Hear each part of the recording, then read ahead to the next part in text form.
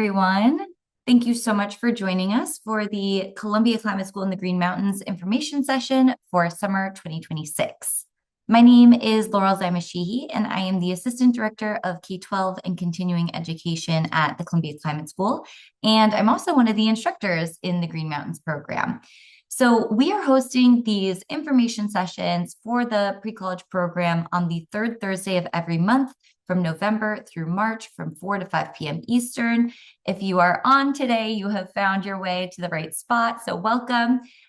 During each one of these sessions, we spotlight a different aspect of the program, featuring one of our 6 Columbia Climate School experts who are teaching the program. And the expert is going to introduce a topic from one of their lessons, which offers a preview of what students can expect this summer. We also feature a program alumni, which will offer an opportunity to hear firsthand about their experience in the program, as well as their climate action project, which is the final deliverable that each student creates to bring climate solutions back home to their community after the program is over. So before we get started, I do want to briefly introduce our speakers here today and allow them the space to share a little more about themselves, their work, and you can hear a little more about their climate story or what inspired them to pursue this pathway in climate solutions. So first, I want to introduce Roma Huggahalli, who is a summer 2025 alumna. Hi, my name is Roma Huggahalli, and I am a 10th grader at Horace Greeley High School. And I decided to join the Columbia Climate School in the Green Mountains program because I had a really big interest in environmental science and climate science, but I was kind of unsure about what I wanted to pursue within the big topic of environmental science. And when I was looking through programs, I came across this, and it kind of had the program itself had a really encompassing idea of what climate science is and also focuses on specific aspects within the overarching topic. And that really was helped me to be able to figure out what areas of science I wanted to focus in on. Amazing. Thanks, Roma, for sharing. And don't you worry, you're going to hear more from Roma a little bit later about her experience in the program as well as her climate action project. So she's not leaving. She'll be back with us a little later. Next, I want to introduce Sylvie Littledale, who is a programmatic director from Putney Student Travel. Thanks, Laurel. Hey, everyone. Thanks so much for being here. My name is Sylvie, and as Laurel said, I work for Putney Student Travel. I'll tell you more about that in a little bit. So on the Putney side, I'm the program director for the Columbia Climate School in the Green Mountains program. At Putney, I design experiential education programs for high school students. I work a lot in Peru and in China and in Vermont with this program. I'm also a member of our hiring team, so I get to work with all the incredible leaders who join our students on these adventures every summer. I particularly love working on this program with the Climate School in the Green Mountains because I'm a native Vermonter myself. So I grew up here in rural Vermont, raising animals, riding horses. I'm currently an amateur chicken and bee keeper. And I just think that Vermont is the perfect place for students looking to feel more connected to our natural resources and to the climate solutions that we're working on here in the state. So it's really fun for me to be part of this collaboration. Thanks. Thanks, Sylvie. Couldn't agree more. The summer program in Vermont is the highlight of my year every year. And I also want to introduce Emma Kisbiat, who is a graduate student in the Masters of Climate and Society program at the Columbia Climate School. Awesome. Thanks, Laurel. Hi, everyone. My name is Emma, and as Laurel said, I'm the graduate student program assistant with the K-12 and Continuing Ed department at the Columbia Climate School, and I'm also pursuing a graduate degree in Climate and Society, which is one of Columbia Climate School's 3 programs. And I come from a background in climate education. I worked as a garden and environmental science educator at an elementary school in San Francisco, and then moved on to work at a climate education nonprofit where we supported educators, K through 12 educators, in implementing climate topics into existing curriculum. So I have a strong background in climate ed, and I'm really excited to continue supporting that through the Green Mountains program this year. Thanks, Emma. And finally, I'm putting on my educator hat now. I am one of the experts and instructors in the Green Mountains program, as well as the programmatic director on the Columbia Climate School side. So today I'm going to be previewing one of the lessons I teach on climate action for students. A little bit about myself. I'm from Michigan, but I spent the bulk of my educational career in Florida as a marine scientist. So I was doing a whole lot of research in Florida, and within my research internship, I was doing some education, and that was a piece that really captured my passions in my heart. And I realized that I needed both. I needed to have the scientific research side as well as the education side, which really propelled me into the climate and environmental education space. So I've been informally educating, particularly focusing on place-based and field-based education for about a decade now. So really excited to bring all of this energy and educational expertise to the Green Mountains program. So for an agenda for us today, we're first going to start by providing a brief introduction to both the Columbia Climate School and Putney Student Travel, which are the organizations behind this pre-college program. We'll then provide an in-depth overview of the Columbia Climate School and the Green Mountains program itself. We'll talk about key program themes, teaching approaches, an overview of some of the lessons and field experiences and excursions that happen during the program. We'll get a glimpse of a day in the life of a Green Mountains student and highlighting some of the student experiences. And we'll conclude by sharing about program eligibility, application processes, and next steps that you can take. We are going to leave a whole lot of time at the end for questions, but if you have any questions that pop into your head throughout the presentation, feel free to use the Q&A button. You'll notice the chat is disabled, but the Q&A is open. We will also be able to, at the very end, if you're joining us live, allow for a live Q&A session as well, so you can ask your questions directly to any of us. All right, so starting with a little background of Columbia University, Columbia is the 5th oldest institution in the United States and the oldest in the state of New York. We've really been a leader across the country and the world as a research university, and within the Columbia umbrella, there are over 20 graduate and undergraduate schools. You can think of these schools like the Columbia Business School or the School of Engineering and Applied Sciences, the Law School, et cetera, et cetera. And the newest school at Columbia University, and the first school of its kind throughout the United States, is the Columbia Climate School. So this was announced in 2020. The Columbia Climate School is dedicated to advancing interdisciplinary climate research and education with a strong focus on outreach, impact, and partnerships to meet the growing need for these complex solutions to the climate crisis. So Columbia Climate School's mission is to develop and inspire knowledge-based solutions while cultivating the next generation of leaders equipped to drive transformative climate action. Through innovative research, education, and global collaboration, the school empowers individuals and communities to build equitable, resilient, and prosperous societies that sustain a healthy planet for generations to come. Now, although our school is new, it is built on a long-established foundation. Columbia University has been a global leader in climate and sustainability education for decades. We have deep roots in earth and environmental science, and the Columbia Climate School grows directly out of that legacy. Our story actually begins with Lamont Doherty Earth Observatory 75 years ago. So this is our Earth Science Research Institution located 20 miles north of New York City on this beautiful campus overlooking the Hudson River. It's widely recognized as a leading U.S. research center in the country and at the forefront of groundbreaking climate and earth science system research.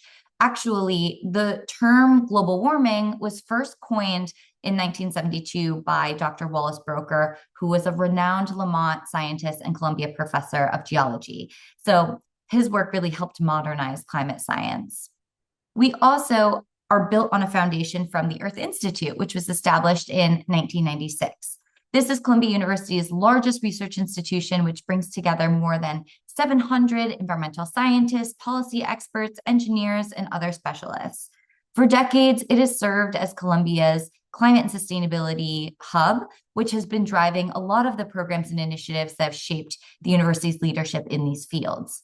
So in 2020, this legacy of the Earth Institute evolved into something even more ambitious with the creation of a formal Columbia Climate School.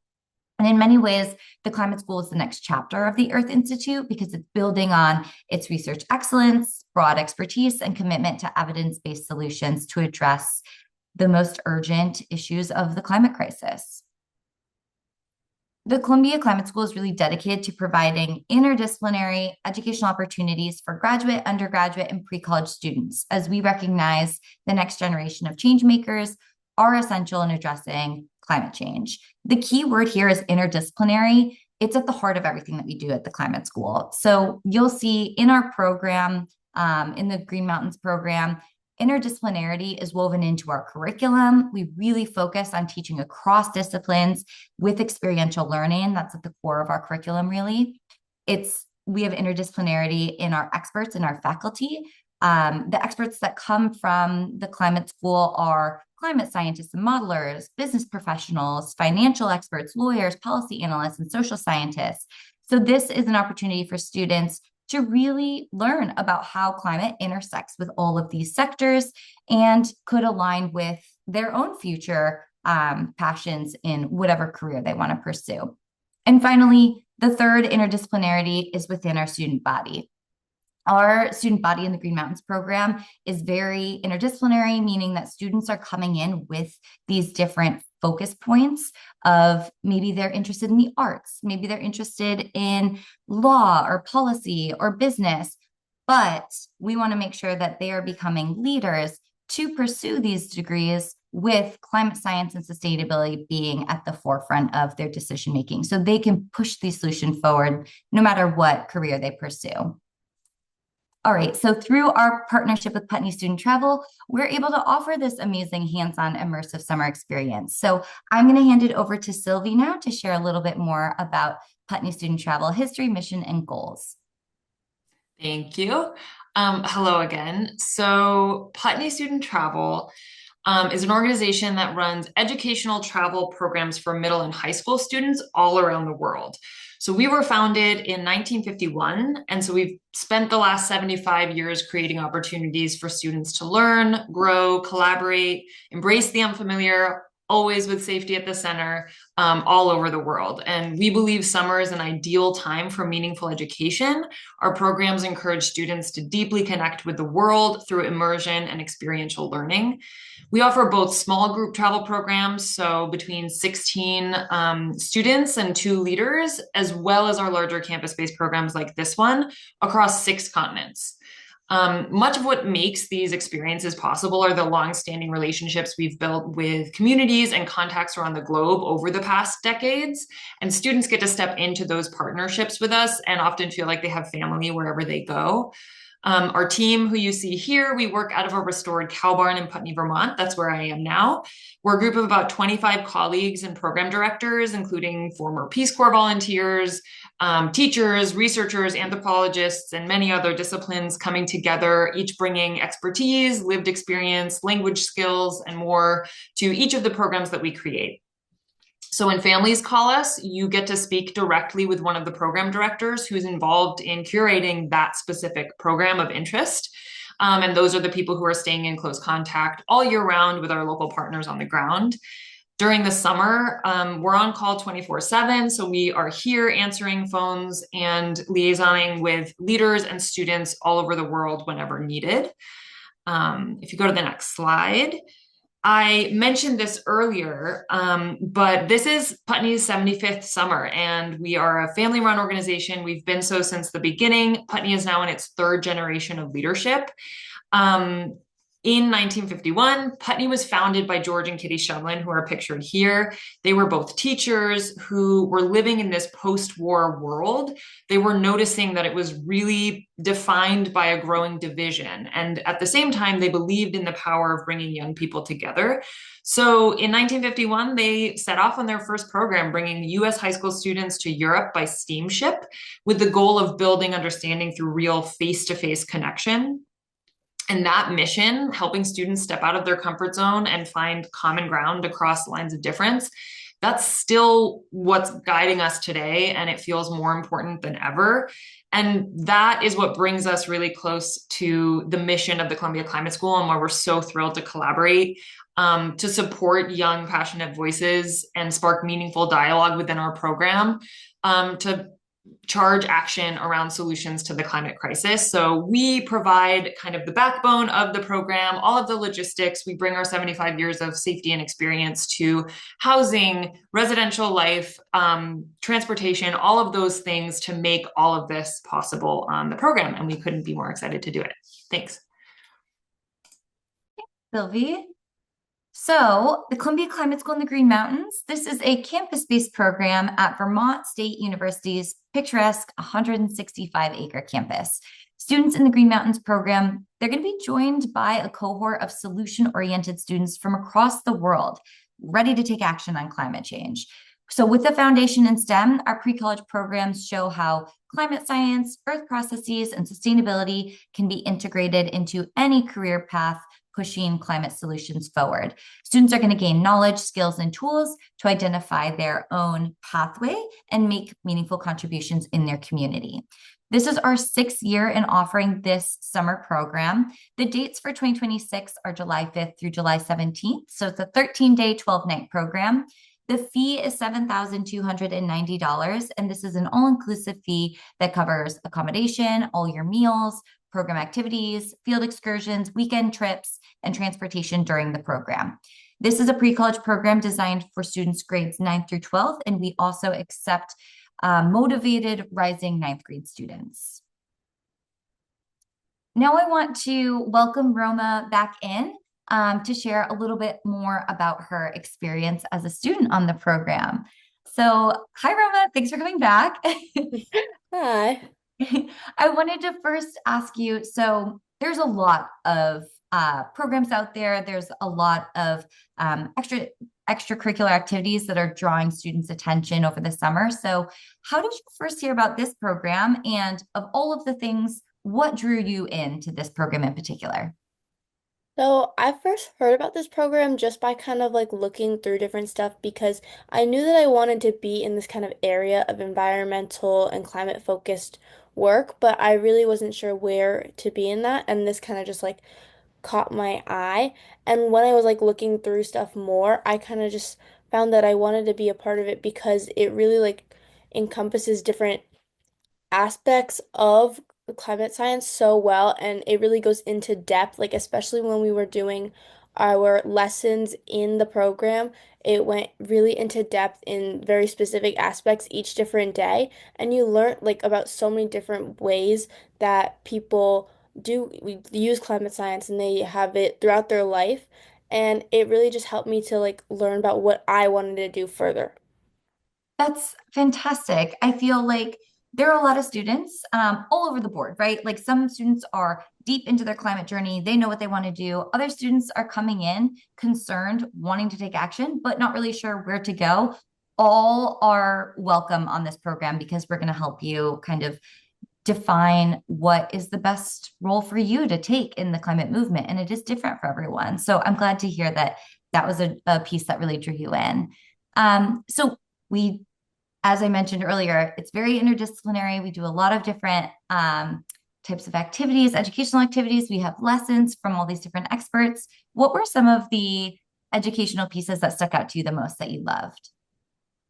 In the educational aspects of it, when we were doing all of our lessons, I really, really loved the lessons that were very like interactive in the sense of like the United Nations lesson we did to see how different countries interact with the goals of climate science and how we are addressing them as different countries, as well as the more interactive ones like the natural disaster movements where we had to plan and account for like aspects that are happening during a natural disaster and how to help people that are going through this. Yeah, absolutely. And both of those activities that you mentioned, they are simulating real life scenarios. So the UN negotiation, that is a direct simulation of the Conference of the Parties, which actually just wrapped up last week. So yeah, something that happens annually, but you kind of get to experience it in the simulation on the ground. And then the disaster simulation you're mentioning is an actual training that FEMA officers go through to prepare for disaster and building resilience after a disaster happens in an area. So yes, I love those two. Those are some of my favorites. And of course, I think a lot of the pictures that you had put up here, they show the beauty of Vermont, that we have a lot of fun. We're learning, but we're also having fun while we're enjoying the Green Mountains. Were there any activities that stuck out to you that were just so incredible that really like encapsulated the summer in Vermont that you had? Yeah, a lot of the activities that we did were super awesome, like the Burlington excursions and the Montpelier excursions, where we were able to branch out and go see different parts of Vermont was really nice because they were like more big cities and we were in like a small town and it gave like a different light to things. But then I also really loved like the things that we do, especially during like afternoon activities and stuff, where we were able to branch out. Like when we went berry picking was super fun. I ate a ton of berries. And we also went to an art museum within Castleton where the artist uses a lot of repurposed materials, and I thought that was a really interesting way. And I have a picture of that up here, which it was just a really interesting experience, and it was really nice to go look at and everything. And I also just love going to the lake and everything like that and doing all of the activities at the lake. Oh, those were my favorites too. And those three excursions, Montpelier, Burlington, and the lake, we're going to talk about those a little bit more later. So stay tuned if you're watching live. And so, Roma, of all of the lessons, like what were some of the things that you really gained from the program, like tangible skills that ultimately helped you with your climate action project? A lot of the climate action, like info sessions that we did helped to grow my climate action project because when I went into it, like I said, I really did not know what I wanted to focus on or I didn't know what I wanted to do as my climate action project and doing all those sessions to really find specific areas in your like town that are ways that you can help was really helpful to me because it just really was eye-opening to realize that there's different aspects that I could really do something with. And then like also the yeah, like mostly the info sessions of those and working on like our project and everything. Oh, great. I'm glad you found those useful. I am excited because the lesson I'm going to be sharing today is like a little snippet of some of the things that we talked about during those lessons. Mhm. And then future plans, like the program is over. I know you're going to share a little bit more about your climate action project later, but how has this program helped spark your climate, pathway? It definitely helped me a ton with figuring out what I wanted to work on further, especially when we were doing one of our like first few lessons we had on like climate models and things like that. And I already like went into the project with certain like aspects that I find very interesting. And going through those lessons that go really in depth helped me to really grow my interest and especially the climate like models and also the focus on like geomapping and that really sparked my interest which now I'm trying to research further on is like aerosol pollution within the world and geomapping of atmospheric rivers throughout the atmosphere and everything like that. That is amazing. I'm so excited to hear that that lesson really inspired you to take this deeper dive. And I know you're looking at research projects as well, and it could influence, what major you're going to study in college. So all very exciting stuff. All right. Thank you, Roma, for sharing a little bit about your experience. I know you're coming back a little later to talk about your climate action project, but we really appreciate you sharing the program through your eyes. Of course, thank you. And now I'm going to hand it over to Emma, who's going to share a little bit more about the program themes as well as the experts on the program. Great. Thanks for sharing, Roma. As someone who's never been a part of the Green Mountain program, and this is my first year, it's great to see and hear about those personal experiences. So moving on to program themes of the Green Mountain program, we place a really strong emphasis on academics in all of our pre-college programs, including this one. And each summer, the program content varies based on feedback that we've received from past participants. So listed here on this slide are this summer's themes for summer 2026. And I'll give a brief synopsis of what these themes cover. So the science of climate change looks at larger topics like the greenhouse gas effect, introduction to the physics of Earth's temperature, natural variability versus anthropogenic change, and then as Roma mentioned, some climate projections and modeling. Climate impacts looks at larger global processes, including sea level rise, glacial melt, average global temperature increase. And we really look at the local impacts of climate change, which vary based on location and how these different locations may have different impacts on ecosystems, economies, communities, etc. Climate preparedness and resilience looks at how to prepare for climate disasters, recovery and planning before and after climate disasters, as well as climate adaptation and climate mitigation, kind of the two larger themes within climate change. Then international climate policies and negotiations. This looks at larger global frameworks such as Sustainable Development Goals, the Paris Agreement, UN climate change negotiations, global governance and international law, which is really relevant, as Laurel mentioned, with COP going on. Decarbonization pathways and the energy transition. This is really looking at how to monitor and measure progress, and also strategies to transition from a fossil fuel-based economy to a renewable energy one. Climate justice, this theme looks at how climate change really disproportionately impacts marginalized communities and communities that have historically contributed the least to climate change.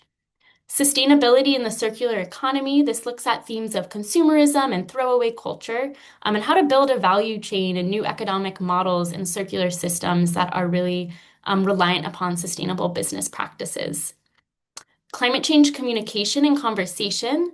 This helps students craft effective messaging to convey climate information to a diverse array of audiences, and also techniques to foster open dialogue around climate issues. Applied solutions in action. This is where students really learn from sustainability practitioners in the real world about how they're implementing sustainable practices and translating more theoretical concepts into real world application in their jobs. And then finally, climate solutions and collective action. We look at local community initiatives within Vermont and how to strategically include different stakeholders and specifically youth in climate action. So in addition, not listed here, but we also include field-based sampling and analysis as kind of a core theme within the program. So understanding the current ecosystem conditions and monitoring ecosystems across ecosystem changes across time is crucial to climate change solutions. So students engage in collecting climate proxy samples, for example, from trees to understand past climate history within the local area. And we're going to dive deeper into these field components a little bit later in the presentation. So if you head to the next slide, awesome. So within the Green Mountains program, we have 6 Columbia Climate School experts that will be leading lessons and activities this summer. As mentioned, the experts of the program are leaders in really a wide variety of sectors that all kind of intersect within the theme of climate change. So these sectors include climate science, social science, sustainability, finance, policy, etc. And many of these experts also teach graduate and undergraduate level courses at Columbia University. I know a couple of the ones who are coming this summer I currently have as professors. And so all of these experts are really committed to equipping students of all ages with the tools they need to take local action within the realm of climate change. So with that, I'm going to hand it over to one of the experts who you will be having this summer, Laurel, to give a little snapshot of what a lesson might look like. Thanks, Emma. All right, everyone. So again, putting on my educator hat now, in the Green Mountains, I teach a series of lessons that Roma mentioned that support and guide students to develop their own climate action projects, which are the solutions they're bringing back home to their communities.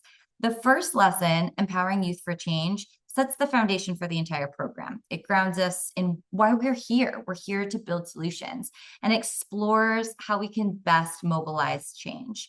So this is a little preview of the lesson to get you excited about the content that you might be hearing on the program. But I do want to start by noting that this lesson is very inquiry-driven and investigation-based. So I'm going to really encourage you all to use the Q&A. Don't be shy. I want to hear from you. So Emma's going to help monitor the Q&A for all the answers you're providing. And what you're going to notice is, just like the field of climate, just like the field of science in general, I'm going to be asking you more questions than providing answers, because many of these questions don't have straightforward answers. They all need to be explored and investigated through evidence. So I do have some thoughts of my own on these topics, but I want to start by you exploring your ideas and thoughts without being influenced by mine first. All right, so we're going to get started. My first question to you: when we're thinking about solutions and climate action, we first need to really ask ourselves, how do we best create change? We need to strategize because, our energy needs to be optimized for the things that are going to produce the most impactful output. So please put in the Q&A if you think change is best created by each of us taking an individual responsibility to address, to change our actions to lower our carbon footprint, or do you think working to change systems and sectors to mitigate and adapt to climate change is the best way to create change? Go ahead, put your answers in. No wrong answers here. I just really want to hear what you all think. But as we're collecting those answers, let's first look at the magnitude of this global climate crisis that we're dealing with. So this is a graph of CO2 emissions throughout time, which is the greenhouse gas most responsible for human-caused climate change. The x-axis is time in years, and the y-axis is billion tons of CO2 emissions. So currently, we're at 38.6 billion tons of carbon dioxide emitted in 2024 from fossil fuel and land use change alone.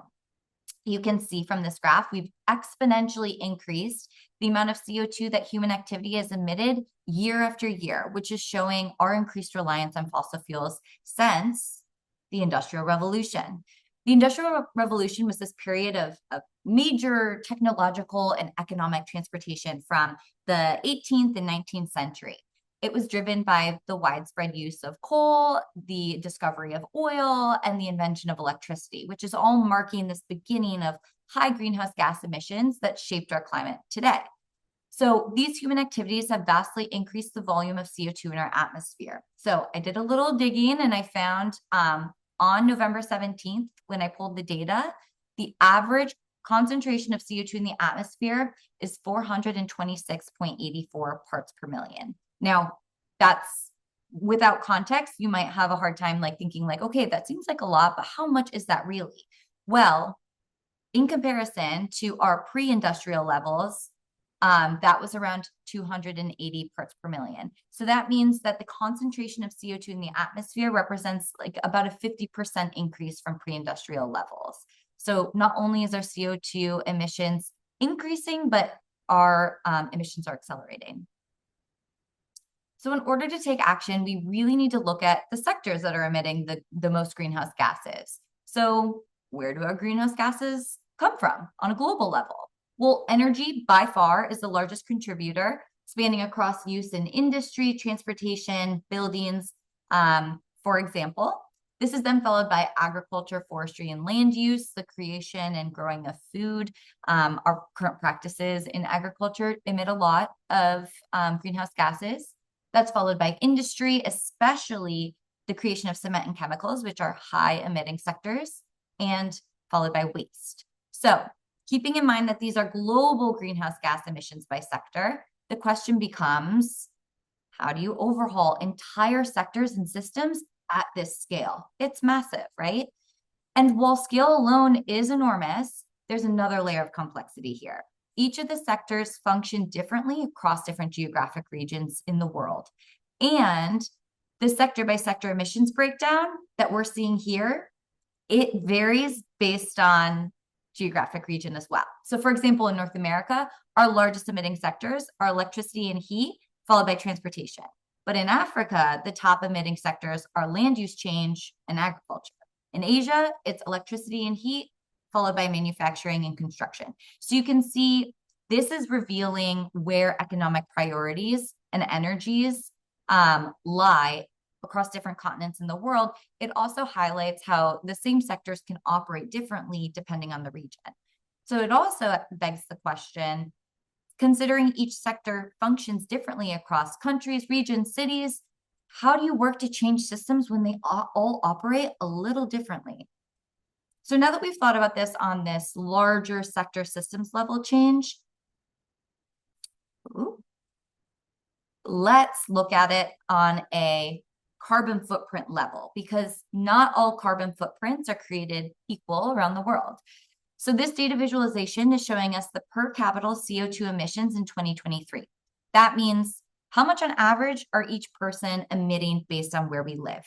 We had 12 countries represented in the program in 2025, and all had varying amounts of per capita CO2 emissions. Countries with very high, on average, per capita emissions are showing that they have a very luxurious, high-emitting lifestyle. And many of the countries in our program, represented within our program last year, are much higher than the global average, which in 2023 was 4.7 tons per person. So everything from here and up is higher than the global average. This raises a question of climate equity concerns on a global scale. And to me, this asks the question, is it fair to expect everyone to reduce their carbon footprints equally when some countries have far higher per capita emissions and historic responsibility, while the lowest emitters are facing the worst climate impacts? And when we're thinking about lowering our carbon footprint, I'm sure you've heard of some actions that you can take in your own life, like switching off the lights when leaving a room, or switching to LED bulbs, riding your bike, or walking instead of driving. Sure. But how much are those actions actually lowering your carbon footprint? And what are some of the high impact changes that we can make in our life to have the biggest impact? Well, the top 6 are having no children or only one, living car-free, avoiding flying entirely, buying green energy. If you do have to drive electric, but ideally car-free is the best, and switching to a plant-based diet.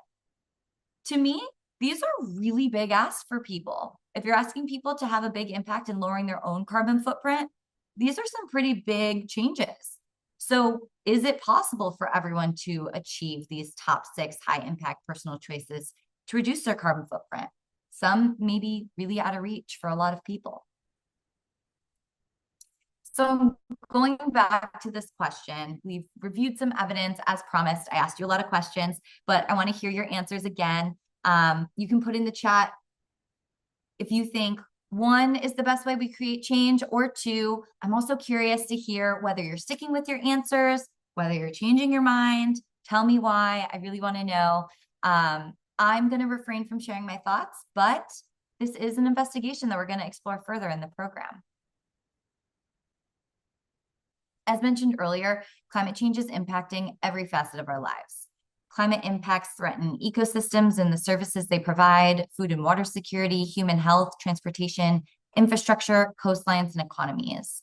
Young people are inheriting a world with record high human-caused greenhouse gas emissions, and consequently, it's intensifying climate challenges. And many students feel that these decisions are being made about them, but without them, which can drive a feeling of helplessness or climate anxiety. And addressing climate change requires everyone to be involved. Climate adaptation, mitigation, justice, it all needs to happen on multiple levels and across many disciplines. And youth have a very important role to play in driving climate action. Young people around the world have bound together to make their voices heard, and they've really emerged as major players in the creation of a more climate just and sustainable future. Young people have creativity and optimism and fresh solutions that aren't bound by constraints. So when they're incorporated into the climate conversation, you all play a very influential role in these climate negotiations and meetings. So your voices need to be brought to the forefront in this decision making. And through this program, we're going to help you do that. So if you're ready to take action, you might be asking yourself, all right, where do I begin? I'm ready to go. How can I make the biggest impact in the climate movement? Well, the answer is different for everyone. So my climate role model is Dr. Ayanna Elizabeth Johnson, who created this climate Venn diagram to help you uncover what your role is. So first, you have to think about, what are you passionate about? What is the thing that gets you out of bed in the morning? Because this is the work of our lifetime. We have to make sure it's something that is going to, fuel and sustain us. What are you good at? What skills do you bring to the table? And this is your time to brag about yourself, because we all are bringing different skills. And finally, what opportunities do you have to make a difference in the climate movement? Depending on where you live or what your community structure is, people have different access to resources and stakeholders. So we want to make sure that you are able to leverage what you have in your community to make sure this project is successful in the future. So I encourage you all to do this on your own and bring it to the program this summer. This will really help kickstart your climate journey. All right, I'm going to hand it back to Emma. Thank you for joining me on that little preview of one of our lessons. Emma's going to share more about the different learning modalities that we have in the program. Awesome. Thanks, Laurel, for that snapshot of what an engaging lesson might look like in the program. So while that was one example of how an expert might lead a lesson, we really try to leverage a variety of learning modalities, purposeful activities, and immersive experiences for student participation throughout the entirety of the program. So this looks like different speaker series. We have team buildings and project-based learning experiences. We'll lead small group learning environments where students can engage in debates and simulations that deepen their understanding of climate challenges and solutions. As Roma mentioned earlier, we'll also have some excursions kind of off the campus to showcase practitioners really applying climate solutions in their career and day-to-day life. And then we'll also have some hands-on fieldwork focused on data collection and analysis that allows students to gain more technical and research-based skills through this field data collection and analysis. So while students don't engage in their own formal research project due to time constraints in this program, the research-based activities really provide students with a unique sampling of fieldwork experiences that are really critical for higher education or different career paths. And so we really hope that these smaller field-based activities provide kind of like a day in the life of different climate careers, like a biologist or a climatologist or scientist, etc. And then finally, as we're going to hear from Roma in a little bit, the Climate Action Project is really the culmination of the program, and students develop a solution or a plan to address climate change and impacts of climate change that directly affect their community. So students share this final project in a short presentation to the rest of the cohort, as well as all of the climate school experts who are present during the summer. Perfect. Thanks, Emma. And I wanted to highlight just a few of these place-based and field-based experiential learning opportunities that we offer.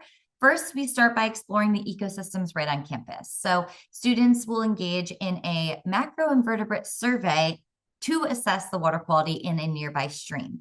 This is a very accessible methodology that's actually used all over the United States to assess stream health. Macroinvertebrates are tiny water bugs that start their life in water before they metamorphosis into flying or land bugs, but they are very sensitive. Some of them are very sensitive to different water conditions. So if we get some high diversity of really sensitive species, it can be a proxy of healthy water quality. We also look at tree rings. Tree rings are really like offering us a glimpse into past climate. So trees grow one ring a year, and the width of the ring can reflect the year's temperature and precipitation. Wide growth rings are optimal conditions, where thin growth rings are exhibiting climate stress. So we are following the same methodology from scientists of the Tree Ring Lab at Lamont Doherty Earth Observatory. So students collect their own tree core and then analyze it back in the lab. But don't worry, no trees are hurt in this process. Climate negotiations is one that is favored and beloved by many of our students, as Roma mentioned. We're simulating the Conference of the Parties climate negotiation that happens annually. The goal is for students to play the role of delegates to negotiate to try and keep us below 2 degrees C, with really the hope of aiming below 1.5 degrees C. So it's a way for them to understand some of these complexities during negotiations when you're considering multiple perspectives and stakeholders, and how it is really challenging to reach an agreement. This is just a small clip from the negotiations in years past.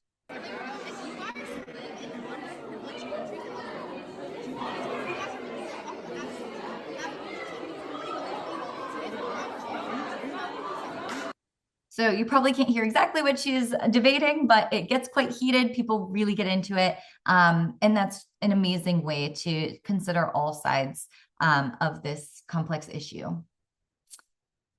Our first excursion of the 3 that we take during the program is to Lake Bomoseen to do a ecosystem extravaganza. So students are going to assess the health of this lake ecosystem while also exploring system science, since all of these 4 parameters that they measure interact and rely on each other. And while this data collection and analysis can't tell us about past climate, when you create a database or a record of over 30 years of data, then you can really start to make some climate trends. So students are contributing towards this long-term database. The first is a site sketch. So students are considering weather and site. This is an important data piece that people often overlook, but it really puts context on the entire day. So depending on what the weather is of the day, what the shoreline looks like, what the benthic habitat or bottom habitat looks like of an ecosystem can determine what can live there and the water conditions of the day. We also do water chemistry, very important factor to determine biodiversity. Students measure temperature, pH, dissolved oxygen, and percent saturation of oxygen in the water. And they're going to explore how each one of these parameters interconnect with each other and also influence the other samplings of the day, like biodiversity, which is probably one of the most favorite, active, and fun of the day. Students are pulling this seine net through the water, collecting all the species from the top of the water to the bottom of the water column. Then the students, they bring their net onto shore and they pick up all the fish that they see. Of course, prioritizing the health of the fish, we get them into buckets of water quickly so we can then identify them. So students are going to use a dichotomous key to identify the species down or the fish down to the species level. We collect this data, both the diversity of species, the abundance of each species. So then we can see if we have a large diversity of fish that we catch, then it is signaling that we have a nice, healthy ecosystem here. And the last parameter that we measure is muck, or a sediment core, in looking at turbidity or the cloudiness of the water. Now, sediment cores, when you take them from the ocean, they can tell you a climate record. Our sediment cores that we take, as you can see, they're quite small. They're just a little push core. So it's telling us more about the environment, the habitat of the bottom of the lake, as well as the energy, the wave energy. If you have a lot of waves in a water area, it can carry large sediment rocks versus like very calm marsh-like waters. They'll only have fine silty sediments. So they're extracting the sediment core from the device here. And then, of course, the most important is analyzing and collecting the data. So the students are looking at the different types of sediment. They're also looking for different artifacts that they can find. If you find brick, coal, or slag in a sediment core, it could tell you about human influence of this water body. We could also look at biodiversity, like maybe we didn't catch mussel shells, but we found mussel shells in this core. It can tell us that there's a presence of them in that ecosystem. Our second excursion that we take is to Montpelier State House. So students, we go to Vermont's state capital to learn about local and state climate action as an inspiration of what community level change looks like. They engage in small group discussions with government officials and climate leaders, including a state representative, the climate action coordinator, and staff from the Vermont Conservation Voters. Then we have an opportunity to explore Montpelier, and students had a great time thrifting and going to the bookstore. I'm going to hand it over to Sylvie to share about our third and final excursion. Thanks, Laurel. This one is really fun. So our last excursion is a visit to the city of Burlington, which is actually Vermont's largest city in the north of the state. So we designed this day to allow students to get involved directly with the people and organizations that are putting solutions into action right here in Vermont.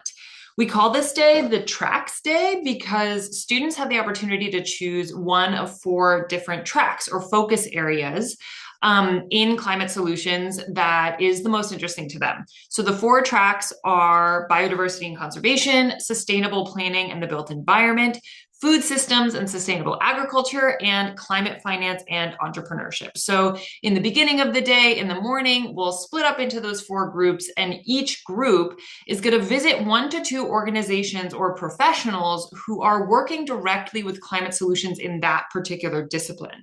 And then at the end of the day, we all come back together as a big group. We have a picnic dinner at the beautiful bread and butter farm, and kind of celebrate the day before heading back to Castleton. So we have a bunch of really incredible partners during this day in the different tracks that I'll talk about briefly.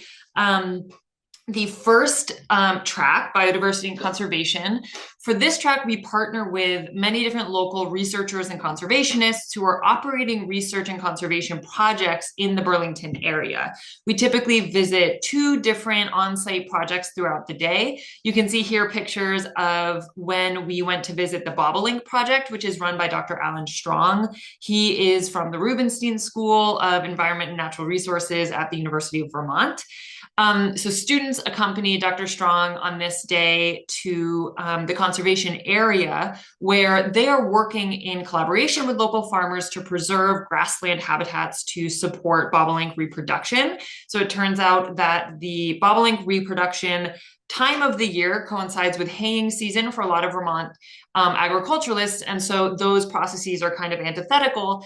So this project is working to collaborate among farmers and conservationists to preserve the reproductive time of year for the bobolinks. And so while we were in the field, we came across some nests and found a few baby birds, which was really fun. And students got to spend the afternoon with Dr. Strong learning all about that conservation project. So next, for the sustainable planning and built environment track, we have a pretty exciting collaboration with Burlington Electric Department and the mayor of the city of Burlington. So students actually get to meet Mayor Emma Mulvaney-Stanek and hear from the department and the mayor about the city of Burlington's net zero energy roadmap. So this is the city's plan to transition entirely to net zero energy by 2030. So it's a pretty ambitious goal, and students get to engage directly with the mayor in an open discussion to talk about the day-to-day challenges and steps in sustainable planning with a goal like this. Later in the day, the students get to join the city planner for a tour of the SECWARD project, which is a long-term urban planning framework for a neighborhood in Burlington that combines the social needs of the community with sustainability goals for that area. So that's a really fun day for them. On the next track, which is food systems and sustainable agriculture, we partner with Shelburne Farms, which is a well-known active farm. It's also an agricultural education program and historic preservation operation. We spend the whole day with them. So we learn about the farm's dairy operations and their gleaning programs. Students will spend the morning in the gleaning gardens and greenhouses, and then they'll spend the afternoon learning about their cheese making process and dairy operation. They get to milk some of the cows and pet the cows, which is really fun. But we also get to talk to the farmers about the role of the dairy industry in climate challenges and solutions. So that day is really fun. The last track, which is climate finance and entrepreneurship, we spend the morning meeting with expert Paul Danoon. So Paul is a financial advisor who works in integrating climate consciousness and solutions in investment decision-making within corporate spaces. And so Paul works with students to discuss the financing of climate solutions and strategies behind, for example, funding a mitigative solution versus an innovative solution and what that looks like. After meeting with Paul, we then visit a local startup in the climate space local to the area. It's called Wasted Earth. Wasted is a startup business that actually diverts and processes human urine and turns it into plant fertilizer. So you can see what they produce. It's a little bag of fertilizer that you can use in your garden or your houseplants, and some commercial operations are using it too. We get to learn from them not only about their process and their product, but also about their startup journey and the different stages and types of funding that were required to get an operation like this off the ground. We took a tour of their facilities and saw firsthand how they isolate and process the nutrients from human urine. We see a video of that happening right there. We met with the engineer. We also get to look at their toilet setups that are where the process first starts of diverting solid and liquid waste. So this day and all these tracks are really, really fun. And at the end of the day, we all reconvene, like I said, and have a picnic dinner at a local farm up in Burlington before heading back to Castleton. So it's one of my favorites. It's a really great day. In addition to all of the activities and excursions we mentioned, throughout the program, students just get to enjoy the beautiful setting of the Green Mountains in the summertime. We're surrounded by green spaces. There are green spaces all over campus, and we spend as much time outside as possible. The weather in Vermont in the summer is really beautiful and pretty mild most of the time. And we also get to explore nearby areas. Roma talked about this before. Laurel just talked about how much we do in the local environment. So we explore a lot. We go on hikes. We visit berry farms, like Roma mentioned, and swimming and doing research in the neighboring Lake Bomazene, which is always really, really fun. Vermont is really stunning in the summertime, and I already mentioned this, but I really think it's the perfect setting for students to feel connected to many of our different natural resources that then feed right into diving deep into the program content. It's just a really wonderful setting and relaxing place to be in the summer. Yeah, that is my piece. I'll turn it back over to Laurel. Thank you so much, Sylvie. Okay, so the last piece, the culminating piece of this entire program are really the climate action projects. This is the chance for students to take all the knowledge and skills that they've gained over the 2 weeks and put it into a project that is driving a solution once they get back home into their communities. So Roma's here with us. Roma, feel free to pop on, and we're going to hear a little bit more about the climate action project that Roma created and brought back home to her neighborhood. Yeah, so this is my climate action project that I created on spotted lanternfly mitigation strategies. So if you go to the next slide. So I live in Westchester, New York, specifically in Chappaqua, New York, and that area that I live in Chappaqua is a very forested area where there's a lot of greenery and a lot of wildlife. And that particularly drew me in because the forested area tends to not get as much attention, and there can be a lot of problems within it that are overlooked. The main issue that I found within it being the spotted lanternflies. Next slide. So, for those who don't know what the spotted lanternfly is, it's a very common invasive species that is native to East Asia, and it's expanding itself through the world, especially in the northeast of America and New York regions, like in around New York. And it's been increasing in its numbers because of the increasingly warm climate in the Northeast area, which allows for a more rapid life cycle development from nymphs to larvae, from nymphs to full-grown adults, as well as a longer active season, so they are allowed to be out and about for a longer period of time. And these pests live within the tree of heaven, which is another invasive species native to the same region, but they have began to nest themselves into native species like the red maple, black walnut, and American beech. And these pests harm the native ecosystem by feeding off of plants and leaving a residue known as honeydew. And this honeydew residue grows sooty mold, and that disrupts photosynthesis in the plant, essentially killing it, which leads to an extreme loss of biodiversity and loss of carbon sequestration because that is what large trees are mainly used for within the ecosystem. And this is a really big issue, especially within my area, which was declared infested in the year 2024. Next step.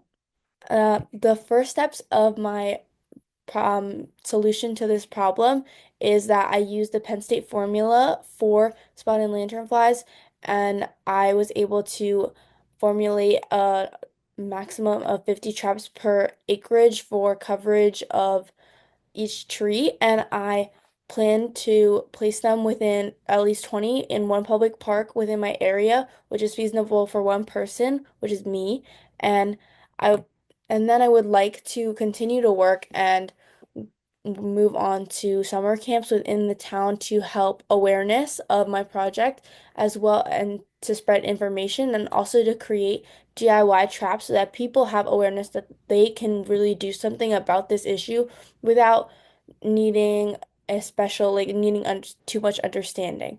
And I also hope to survey a public area for the most invested regions within the town.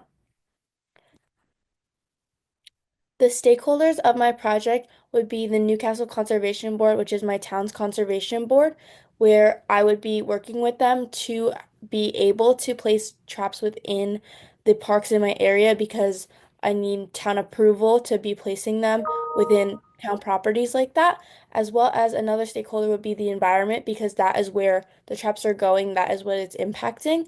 And the Parks and Recs Department, which is another part of the town, which is really in management of what happens within town areas like the parks, and as well as the camp directors and the campers that I would be working with to spread this information. So the progression of my project kept going after I left the program, and I continued to work on my climate action project, where I discussed my project idea with the conservation board of my town, and I was able to launch my project into the town with being approved from the boards. And then I was able to place traps in one local park in my area, which is Getty Park, and that had a very high success rate. I had about 80 lanternflies per trap. And I was then able to also reach out to my community, and I reached out to my area, like my town, my street, and I received a really beneficial and really positive response from my community that was really open to the project and really admired the project that I was doing. And with their approval, I was able to place traps within my street with consent from the landowners because it's private property and you need consent to place these traps on their property. And I also have this infographic here that describes how my traps work, where the lanternflies crawl up into the trap and then they fall through the mesh ring and then they are trapped within the mesh house where I then clean it out and am able to make models of how many I'm capturing, and they go on specific trees like the tree of heaven or the other trees that I listed before on native species.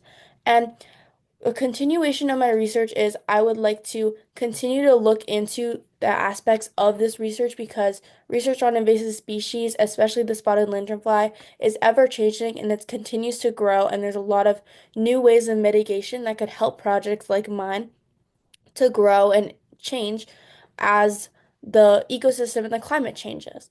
And I would also love to place more traps within parks in my area to continue the very positive work that I'm doing and the just help more with the mitigation of this problem. So thank you for listening.